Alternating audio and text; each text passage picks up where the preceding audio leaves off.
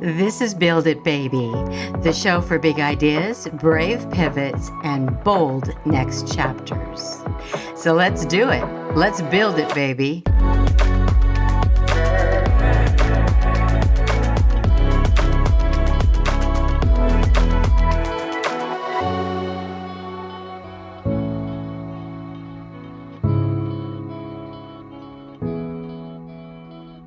If you're a dreamer who does, you're in the right place.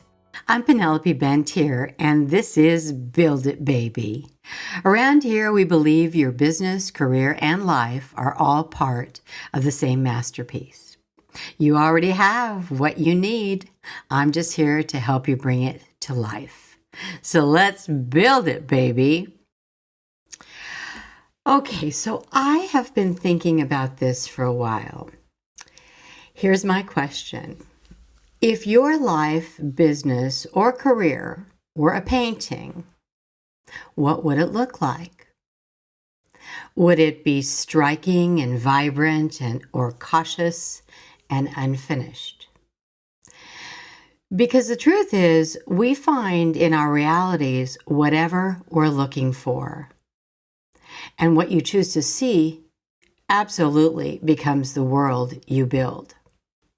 So that's why I ask you this really, really important question. What picture are you painting? Not with a brush, but with your thoughts, your words, your habits. We create what we expect. I remember reading years ago, you'll never get what you want, but you'll always get what you expect. And honestly, I have learned to live with that thought in the back of my mind. You know, expectation is a very powerful thought when you're in the middle of building a business or wanting to participate in the design of your life. And expectation is considered a thought or a set of thoughts, which I thought was kind of interesting. Specifically, it's a mental process of looking forward to a future event, the success of your business, the different design styles, maybe changes that you're making in your life. What's that new look like? It's a belief about what is likely to happen, or in some respects, a prediction based on your past experiences, your personal beliefs, and the social norms. So let me repeat that. When you think about what we think about and how we look forward to what we're creating in our lives, whether we're, involved in the creative process or we're sitting on the sidelines, our belief about what is likely to happen. When you're painting this painting of your business and your dream and your life, what do you expect is likely to happen? What's your prediction? And remember, it's based on those past experiences. So have you kind of cleaned out the negative pieces of the past experiences? Have you evaluated what is my personal belief here? That particular belief is not going to get me anywhere. That's not a positive. That keeps bringing me back to when I stepped in that hole. And then, of course, we're dealing with the whole social thing, which is another issue that we have to really study our beliefs and get our head around. Is that really working for me? Is that belief going to get me where I want to go? So expectations are products of the mind, and they're built from assumptions and what you think, what you believe about your future. They also help us make sense of the world and what we perceive, are perceiving by providing kind of a framework for what is likely to happen.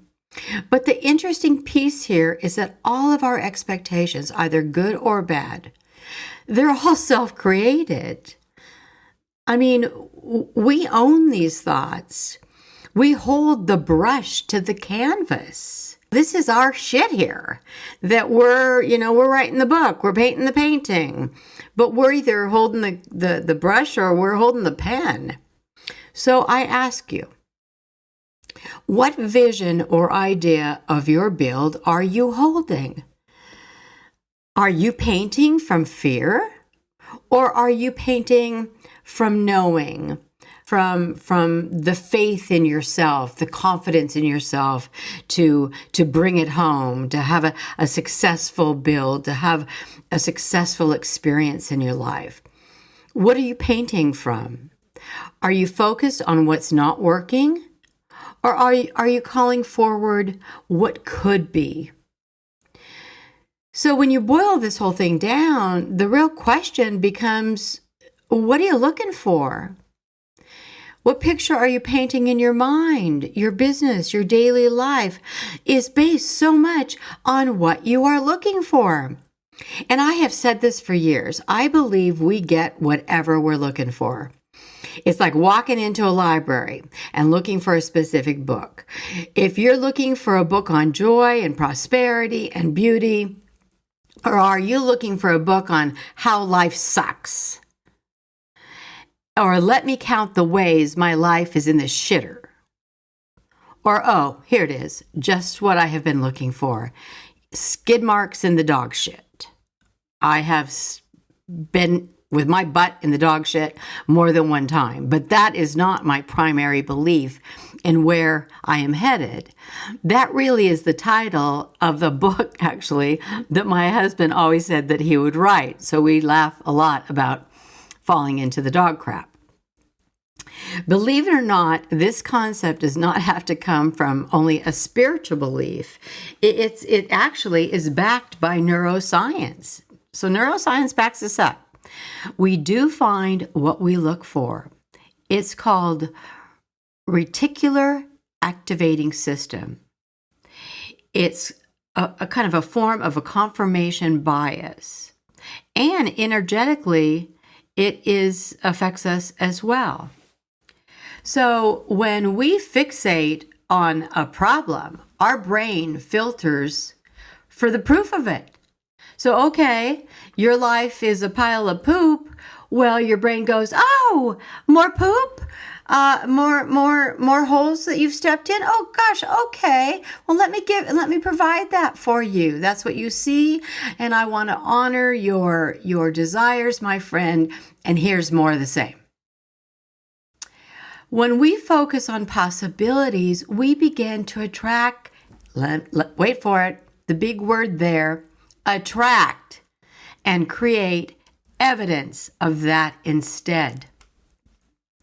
So the next time when you wake up in the morning and you're going, oh my God, my life is in the shitter, really start thinking about, well, okay, let me make a small shift here. Maybe I need to stop looking at this like a willy-nilly, a drunken sailor.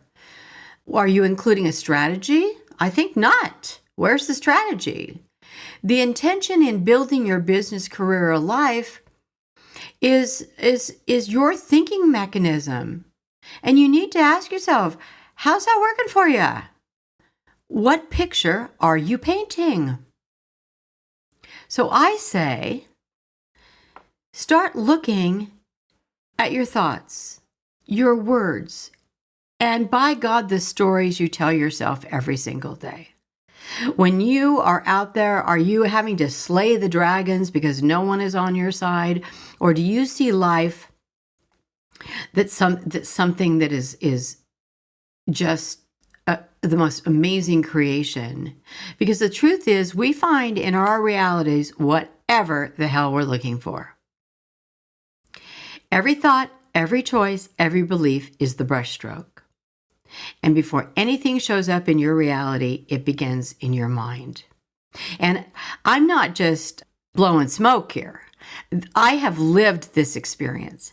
I know that the minute that I can change my story, where I'm stuck, where I'm, pissed off at something, or I feel like someone has been harmed, or whatever the case, that vision, that creative process, I'm consciously aware or not of what that looks like. We always find what we're looking for. So the minute that I realize and catch myself, and here's a perfect example. I don't know about you, but Social media today, when you're building a business, it's freaking complicated. It's got more bells and whistles, and you got to do this and you got to do that. And I shared that a bit in the marketing and versus the advertising podcast. But for me personally, it was, I'm not a time waster. I want my efforts to equal prosperity. I'm in business to bring a product to the marketplace that is going to solve a problem. I want to help people. I want my coaching, my success as a success strategist, I want it to be an aid for those. And this social media stuff is just a lot of, okay, let's post some more pictures, let's make another comment, and it makes me crazy. And so I realized that I had this thought, this propensity that this is ridiculous. This is a bunch of pretty pictures and we're not getting anywhere here. And what is the point? And every day, oh my God, it's so hard, so confusing. And one day I woke up and I realized that my narrative, I was getting exactly what I was putting out there. My narrative that social media was hard, I was getting exactly down to the penny that it was hard.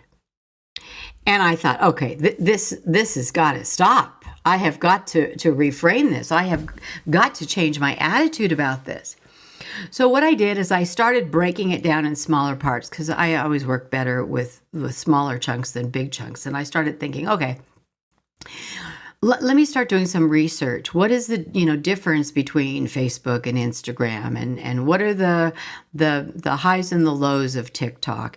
So I started taking and researching rather than looking at all of it at one time. I started to identify, how do I work in the world of social media? What would work best for me? Not what is the norm, what is the rule of thumb, you have to post 4 yada yadas because of the algorithms and so on. Well, what works for me? What is going to work into my world? What will be creative? And what is the message that I want to share?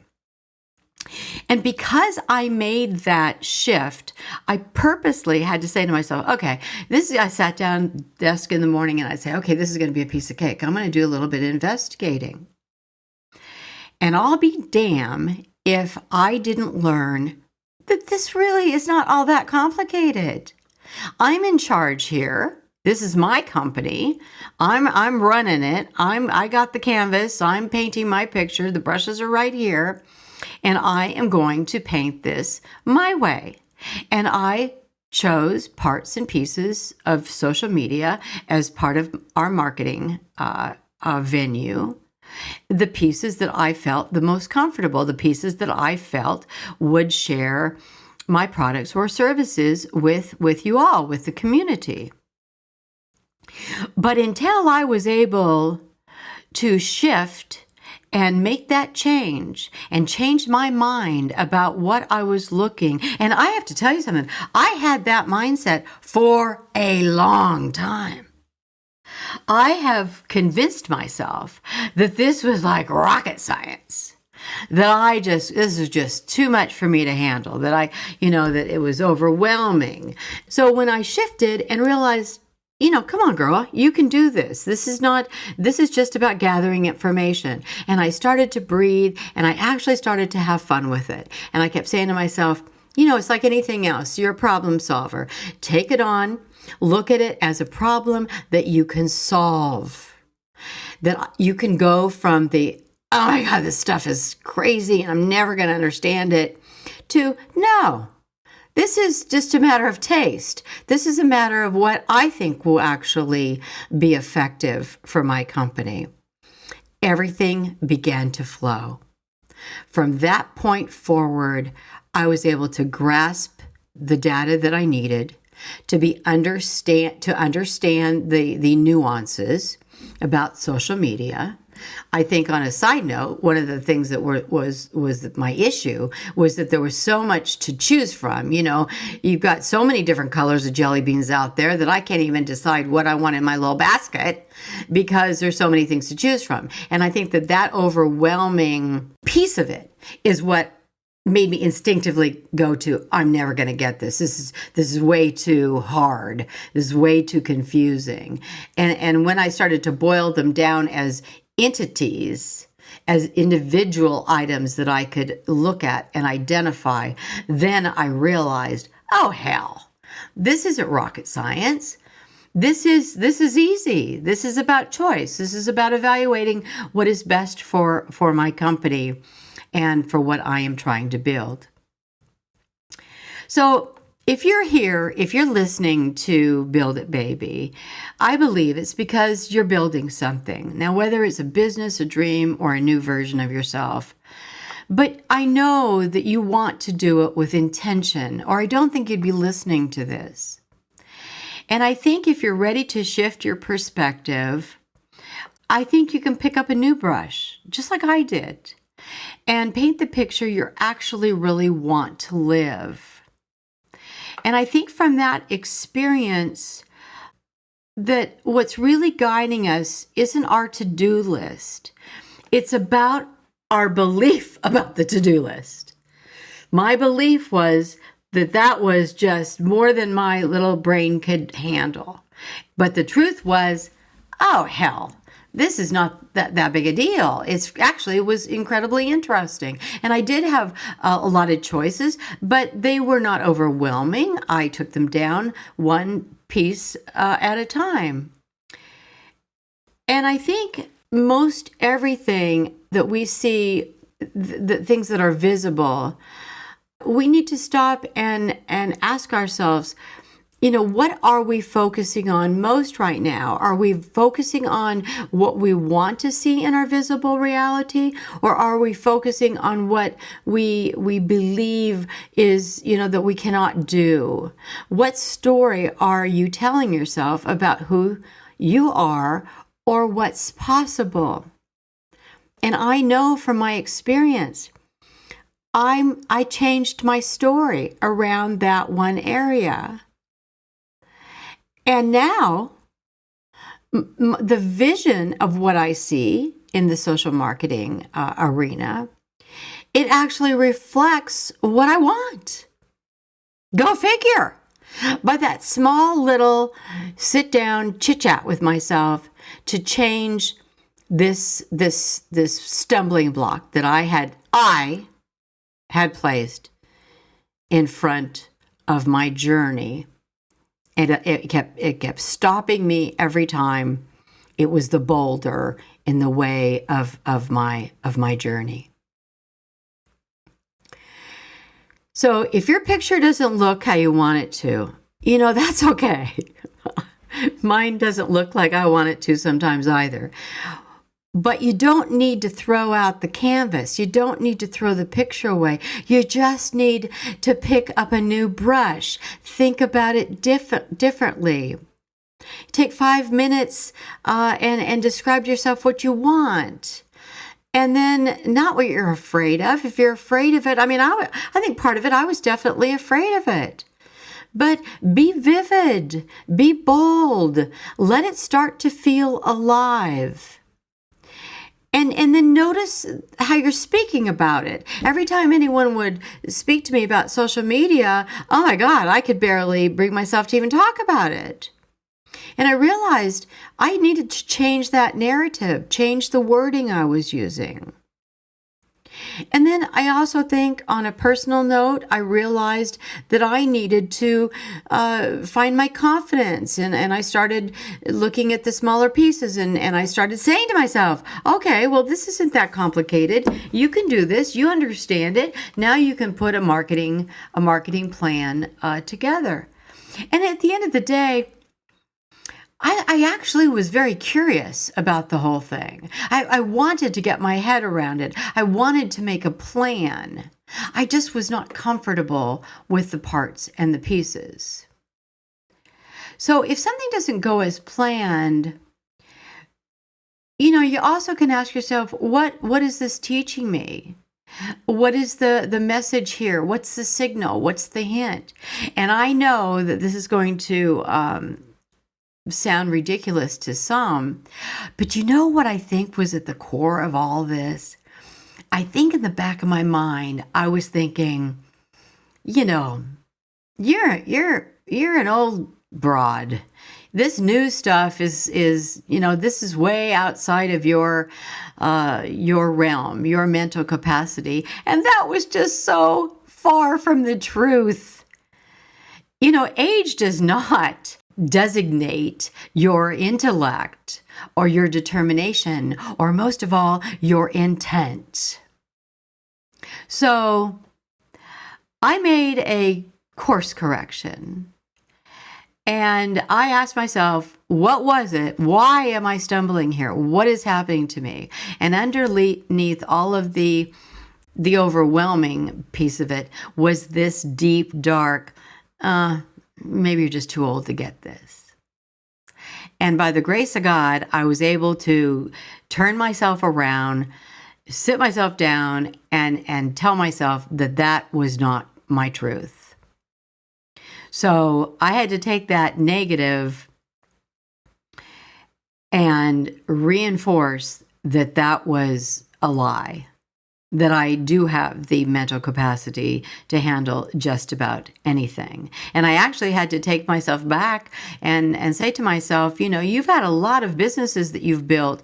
This isn't the only marketing issue that you've had. You've had other areas in your career that you felt that you weren't up for the task. But when you sat down for a minute, you realized, oh, no, I got what it takes. I can do this.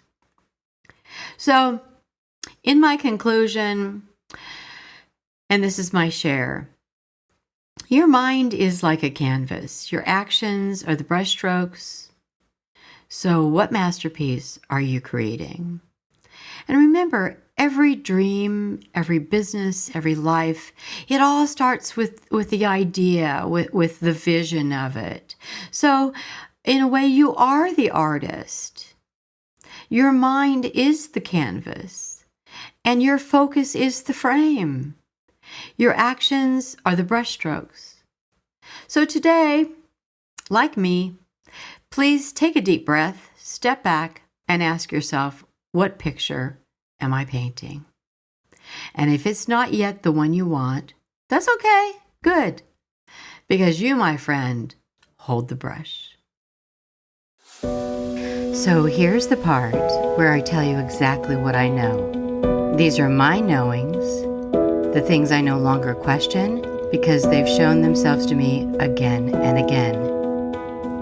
Not from a book, but from building, getting knocked down, getting back up, and doing this work in the real world. Here are my knowings. I know that the universe will never give me what I want. It will only give me what I expect. And I do expect the very best because I am an intentional player in my business and in my life. And number 2, I know that good is without bounds and that I create through my thoughts and my beliefs, my abundance, or my own limitations. And number 3, I know that when I stand in the light, when I stay in my all good space, I cast a brilliant light across all of my experiences. Okay, so those are my knowings. Now it's time for our listener questions. I always say this, favorite part of the show. Love the questions. And this is from Brandon in Princeville, Oregon. All righty, Oregon. Terrific. So Brandon, his question is, oh, this is good. Okay, this is his question. I am just beginning the idea of building my own company. Well, right there, congratulations. I am in retail. What is the first question I should ask? So, I love retail. I owned a clothing store called Penelope's on the Avenue, actually, for several years. Beautiful store. Worked my tail off. One of the hardest businesses I've ever been in, but it was beautiful. So I'm very familiar with retail, but regardless of what type of company you're choosing to build, I think the first question has to be, what problem does my business solve? And the reason that I say that is because in today's marketplace, as for, the beginning of time, when we're looking to monetize something, people buy products and services because they need to solve a problem. It could be that they, need a new piece of pipe to solve the leak underneath the sink, whatever it is. They're at the grocery because they're solving the problem of, wanting to make sure that everybody's, got fresh vegetables on the table and so on. So when we're buying, we're always solving a problem, although I am not talking about when we're buying vacations or, trips to Maui. But for the most part, when you're building a business, I think that's the first question. What problem does my business solve? And kind of taking a look at your retail business and how you're going to bring that to the market. So are you, is it a clothing business? Is it have products and other additional services? That, of course, would all be the pieces and parts. But if you can look at the majority of what's in that retail outlet and what problem that will be solving, perhaps it's activewear and it's specific for runners or people that are very active, physically active and working out and so on and so forth. So I think what problem does my business solve? It's a foundational question, which will help ensure that you're creating a business that meets a real market need rather than just a product or service that you think might be good. And I think when you answer that question first, that'll guide your decisions on the product developments. Where's your target customers? How to determine, to position yourself from your competitors. And I find that successful businesses are often built around solving a problem that existing companies aren't addressing or aren't addressing well. So if your competitor, perhaps in the neighborhood, has a similar business, but he's really not addressing the needs of the customers, then perhaps your new spin on this will do just that. So ask yourself if people would be willing to pay for your solution to this problem. I think positioning your products within a framework that fits the marketplace. In retail, I mean, what's the neighborhood? What are the folks, where is it positioned? The people that would be walking by the store, walking in the store, would they benefit? Would the pricing be comfortable within their financial lives, within the world that they live in? And then I think that one of the things that is so important, and this is an idea that I had years ago, because I was given the opportunity to open up, when the lease was up in that store, I decided after 6 years, because I had several other companies, that one was based on the accounting. It was the least net profit company, but it took a tremendous amount of effort from, going on buying trips and the setups and the staffing. And unfortunately in retail, you need to remember that many times you have shrinkage, but shrinkage can come in the front door. It can also go out the back door, meaning that it's really hard to maintain a safe inventory environment. So I think you have all of those issues to look into when you're setting this company up, the security of your inventory. But here's an idea that I'm going to throw out that I really, if I was to do it again, this is what I would be thinking about. I would set up a retail store that also had a tech component. And by that, I always felt that it would be very cool to have a chic clothing, a women's clothing store like I did, but to have a little, what would you say? A little, not a cubby, but a little area right off the main design showroom where we could serve some nice Chardonnay, nice wine, but there would be a bank of computers where the ladies could sit down, and if, this one particular blouse on the floor didn't work for them, perhaps they would like to sit down, have a glass of wine, and look at our additional inventory that we have access to.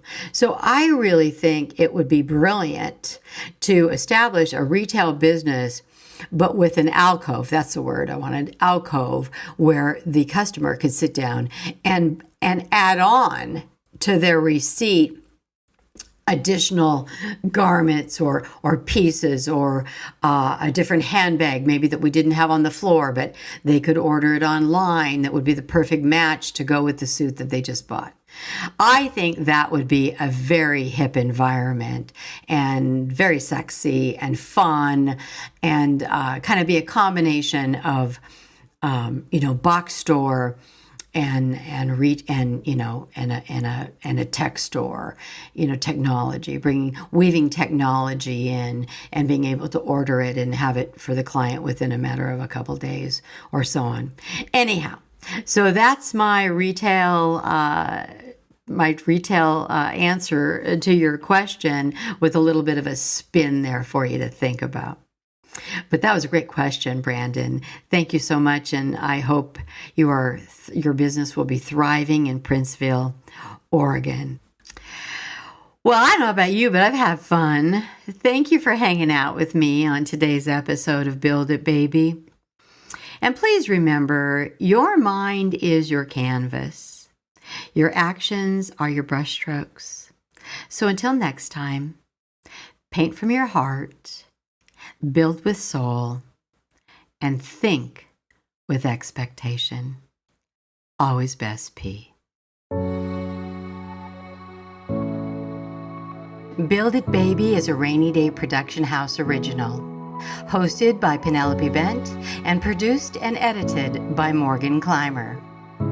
Music by Yuri Shemshashin and Oleksiy Holobiev.